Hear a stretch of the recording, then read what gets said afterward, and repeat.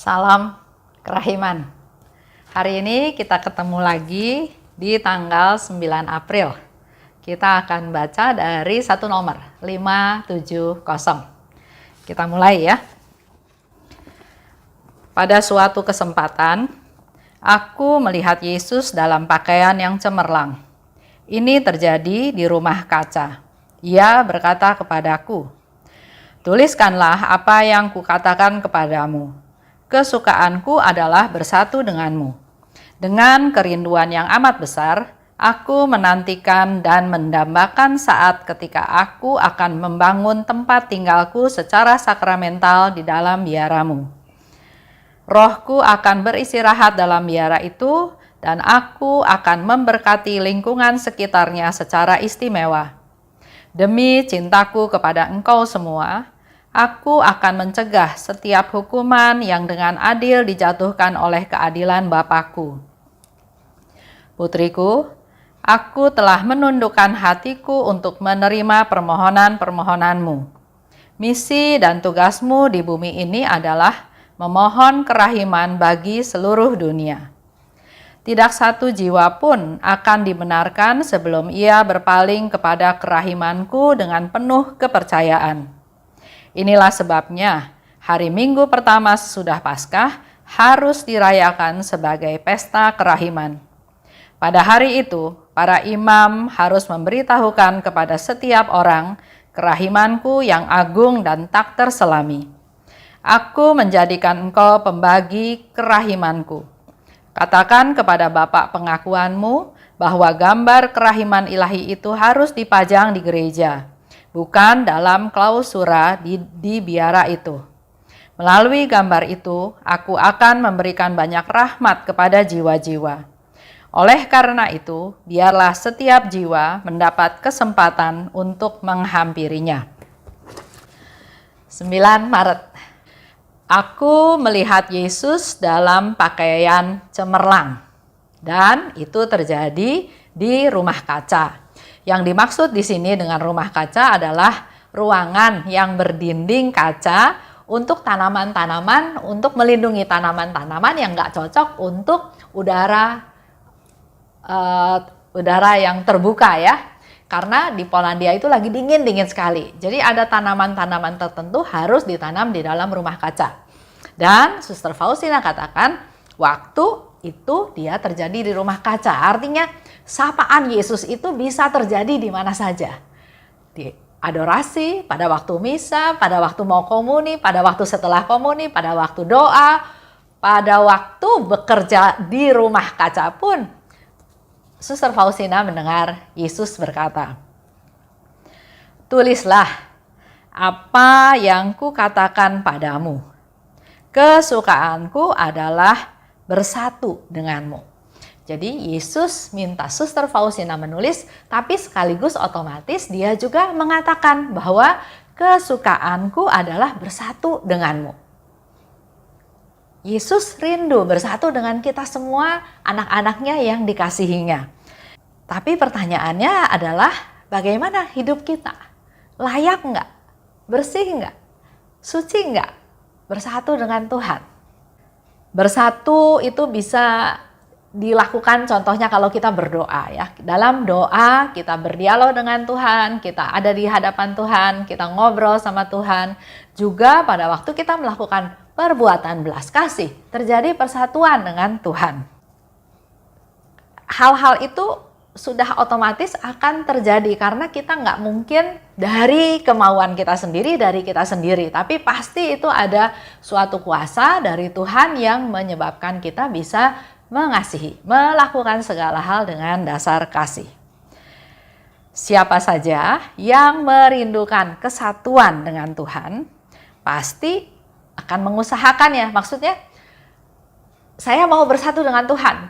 Nggak bisa tiba-tiba bersatu. Harus ada usaha, ada keinginan, ada interest. Tuhan, saya mau bersatu dengan Engkau. Berdoa, melakukan perintahnya, menyenangkan Tuhan, dan banyak hal yang harus kita lakukan. Setahap demi setahap, maka persatuan itu akan semakin lama menjadi semakin murni dengan dasar kasih yang murni. Contohnya ya, misalnya ada seorang ibu. Contoh nih ya, ibu itu hidup dengan suami orang. Dia tahu dia berdosa, tapi katanya nggak bisa lepas. Jelas ya, berdosa karena melanggar perintah Tuhan. Dia tidak hidup setia, tidak hidup tulus ya, tapi dia merebut, mengambil haknya orang lain, yaitu suami orang lain sama dia diambil. Apakah bisa bersatu dengan Tuhan? Nggak bisa. Tuhan itu kudus, Tuhan itu suci. Nah, untuk kita bisa bersatu dengan Tuhan, maka kitanya sendiri juga harus diproses menjadi kudus, menjadi suci. Perlu mengusahakan terus-menerus. Kalau contoh tadi ibu tadi, ya saya nggak tahu persis ya permasalahannya seperti apa, tapi pikiran sederhana saya adalah saya lebih mengutamakan Tuhan daripada hidup jasmani. Dalam arti saya bisa hidup dengan suami orang, saya bisa rebut suami orang, saya jadi menang, si istri itu jadi kalah. Nah, pertimbangannya apa saya nggak tahu. Tapi buat saya yang penting adalah hidup benar di hadapan Tuhan. Dan memang untuk bisa hidup benar itu perlu perjuangan, perlu pengorbanan. Nggak bisa semuanya mau ya. Jadi kita harus pilih. Karena Tuhan memberikan kehendak bebas untuk memilih dan setiap pilihan itu ada konsekuensinya. Kalau konsekuensinya saya mau, kalau tujuannya saya mau bersatu dengan Tuhan, maka saya harus berani melepaskan hal-hal yang membuat saya tidak bersatu dengan Tuhan. Dengan kerinduan yang besar, aku mendambakan dan menantikan saatnya aku akan tinggal secara sakramental di dalam biaramu. Itu yang dikatakan oleh Yesus kepada Suster Faustina. Dia secara sakramental ya, berarti dia, Yesus mau terkurung di dalam tabernakel berupa hosti. Hosti yang sederhana, kecil ya. Dan otomatis dia menunggu kita datang, sama seperti di ruang adorasi. Ada pentahtaan sakramen Maha Kudus, Yesus dalam tanda kutip menunggu kita datang. Dia rela di penjara, dikurung dalam tabernakel, dalam rupa hosti untuk menunggu kedatangan kita. Orang-orang yang datang mau memperoleh rahmat dari Tuhan. Yesus rindu hadir di tengah-tengah manusia biasa. Asal di situ diusahakan kasih. Jadi kalau kita mau mengharapkan kehadiran Tuhan di dalam hati kita, di dalam rumah kita, di dalam kehidupan kita, dasarnya adalah kita harus mengusahakan kasih. Yesus bisa hadir, Yesus datang karena Yesus adalah kasih. Kalau ada keributan, nggak damai, cekcok ya. Ini semua adalah sebetulnya cara terbaik untuk mengusir Tuhan dalam tanda kutip, tapi justru mengundang si jahat datang. Jadi buat Bapak Ibu ya tahu dengan sangat jelas, ini sangat simpel penjelasannya. Kalau Bapak Ibu mau mengharapkan Tuhan datang, lakukan segala sesuatu dengan dasar kasih. Tuhan akan datang karena Tuhan adalah kasih. Tapi sebaliknya, kalau di dalam rumah ada kecemburuan, ada kemarahan, ada dendam, ada keributan, ada kekacauan, tanpa kita sadari kita sedang mengundang si jahat masuk ke dalam kehidupan kita. Kasih membuat semuanya menjadi indah. Dengan dasar kasih, maka ada ketenangan. Dan yang Yesus cari yaitu suasana yang tenang untuk dia istirahat. Rohku akan beristirahat dalam biara itu. Itu yang dikatakan oleh Yesus. Rohku akan beristirahat. Sama seperti kita juga misalnya mengundang orang tua kita datang ke rumah. Kalau rumahnya kacau balau ribut, apakah ada damai buat si orang tua itu? Nggak ada. Dia mencari damai, tenang, suasana nyaman, tidak ada keributan. Nah, itu yang harus kita ciptakan, itu yang harus kita usahakan. Nah, sering kita nggak sadar, itulah yang kita lakukan. Berantem, cekcok, debat, kacau rumahnya. Sehingga banyak anak-anak juga yang akhirnya melarikan diri dari rumah. broken home. Dia carilah kehidupan-kehidupan yang menurut dia lebih nyaman, lebih enak di luar rumah. Tapi akibatnya hidup dia makin rusak. Kalau diteliti lagi, salah satu penyebabnya ya mungkin karena orang tua yang egois. Ya, yang egois. Tadi hari ini saya dengar seorang romo dalam homilinya ya, dia katakan kasih itu lawan katanya bukan benci. Kasih itu lawan katanya adalah egois. Karena dengan keegoisan kita berusaha memikirkan kepentingan sendiri aja, maka tidak ada kasih. Kasih itulah memberi. Orang lain lebih penting, mengutamakan orang lain. Nah, pada saat kita mengutamakan hal tersebut, pasti yang terjadi di dalam hidup Bapak Ibu adalah ada damai, ada kasih. Secara istimewa, Yesus katakan, "Aku akan memberkati daerah sekitar biara itu berdiri." Jadi selain Yesus hadir dalam biara tersebut, tapi dia juga akan memberkati sekitar. Sama juga seperti kalau kita, rumah kita, ketempatan untuk berdoa. Untuk berdoa koronka, untuk perayaan ekaristi, untuk hal-hal yang sifatnya rohani, Tuhan akan memberkati rumah tersebut juga sekelilingnya. Di mana ada cinta kasih, di situ ada Allah. Jadi kalau biara itu penuh dengan cinta kasih, maka pasti Tuhan ada di dalamnya. Dan otomatis juga ada di sekitarnya. Sehingga kita juga diminta sebagai devosan kerahiman, bukan hanya untuk diri sendiri, tapi biar sinar-sinar kerahiman yang memancar dari hati Yesus menembus kita, hidup kita, untuk kita juga pancarkan kepada orang-orang yang ada di sekitar kita. Demi kasihku kepadamu semua, aku akan menghalau setiap hukuman yang dengan adil dijatuhkan oleh keadilan Bapakku. Yesus memberikan lagi satu janji, bahwa dia akan menghalau hukuman-hukuman yang adil yang dijatuhkan oleh keadilan Bapakku. Manusia berdosa, ya, pasti ada akibatnya. Kayak kita bersalah, pasti ada hukumannya. Ada hukuman, ya. Tapi Tuhan selalu mau menyelamatkan manusia yang bertobat. Datang pada Tuhan dengan segala kelemahan kita, ketidakberdayaan kita, kedosaan kita, dan kita bertobat. Jadi kalau ada seorang ibu ya, dia tahu, saya berdosa Bu, saya berdosa besar karena saya hidup dengan suami orang lain. Udah tahu dosa kan? Maka dia harus bertobat, mengakui kesalahannya, dan yang namanya bertobat bukan hanya ngaku, terus besok lakukan lagi. Yang namanya bersalah dan bertobat adalah mengaku dan tidak berbuat lagi. Sama seperti yang Yesus katakan pada perempuan yang kedapatan berzina. Yesus katakan, aku juga nggak menghukum engkau, tapi jangan berbuat dosa lagi. Nah, kalau ibu tadi sudah tahu salah, mengaku dosa, berbuat lagi, itu namanya satu kebangetan dan dosanya nggak tahu jadi kayak apa ya. Tuhan ampuni dosa kalau kitanya mengaku salah, bertobat, dan berpaling kepada Tuhan. Udah jangan lihat-lihat lagi untuk tawaran duniawi yang sifatnya sangat-sangat sementara.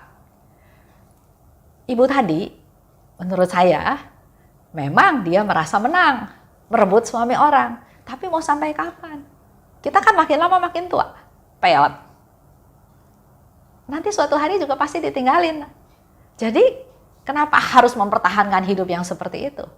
Cari Tuhan. Ada kegembiraan, ada sukacita, ada damai kalau ikut Tuhan. Lanjut ya. Dengan kerahimanku, aku memburu orang-orang berdosa di segala jalan mereka. Katakan pada orang berdosa bahwa tidak seorang pun akan lolos dari tanganku. Nah, ini barangkali cocok ya buat ibu tadi. Yesus akan memburu, tapi Yesus juga memberikan kehendak bebas kepada kita semua.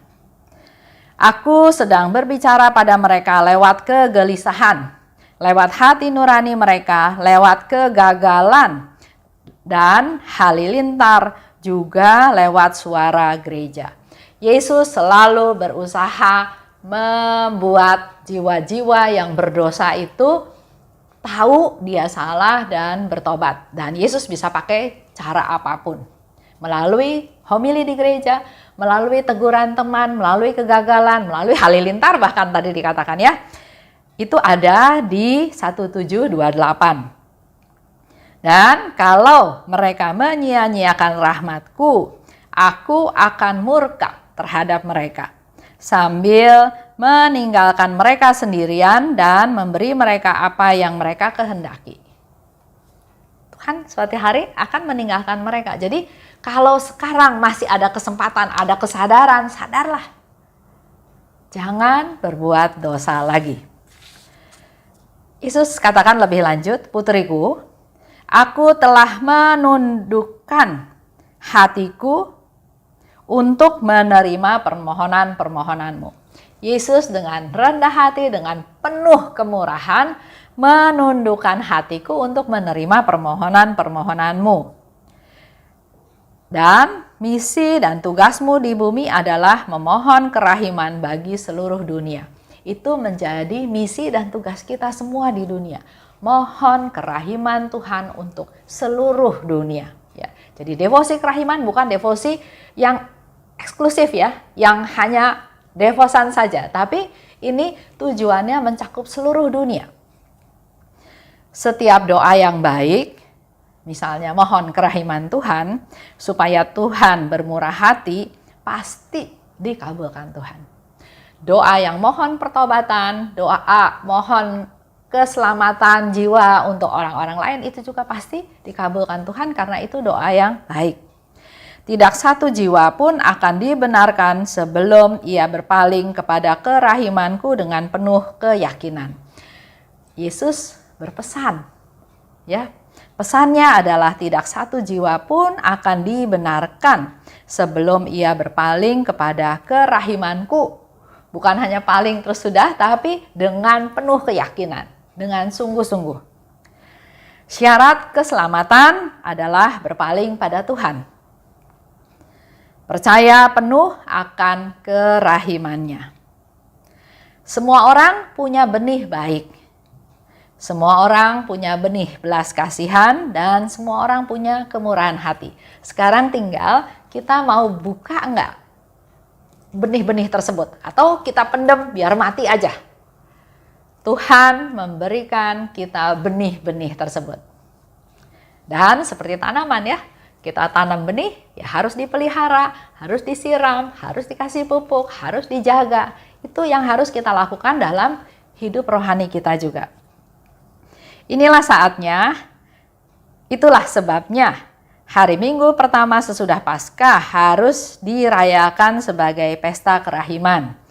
Karena pada hari itu para imam harus memberitahukan pada setiap orang kerahimanku yang agung dan tidak terselami. Yesus minta ada pesta kerahiman, dan di dalam pesta kerahiman Yesus minta para imam mewartakan tentang kerahimannya Tuhan yang agung dan tidak terselami. Agung adalah suatu pemberian yang gak masuk akal. Contoh Dismas, dia ada di atas salib bersama Tuhan Yesus. Dia hanya bilang pada Yesus, ingat aku kalau engkau datang lagi, dan Yesus katakan, saat ini juga, hari ini juga engkau akan bersamaku di Firdaus. Agung ya, sesuatu yang gak bisa kita bayangkan, suatu pemberian yang luar biasa, yang gak masuk akal. Kerahiman yang tidak terselami, penuh misteri, kita nggak bisa mengerti, nggak bisa masuk ke kedalaman kerahimannya Tuhan. Sama seperti kalau kita berenang, kita menyelam ya, dengan ketinggian 3 meter, kita masih bisa pegang dasarnya, masih tahu dasarnya kayak apa. Tapi kerahiman yang tidak terselami, kita terus turun pun nggak sampai ke dasar tersebut. Jadi apa yang ada di bawah atau di bawah situ ya memang nggak tahu, suatu misteri. Aku menjadikan engkau pembagi kerahimanku. Yesus mengatakan hal ini pada Suster Faustina.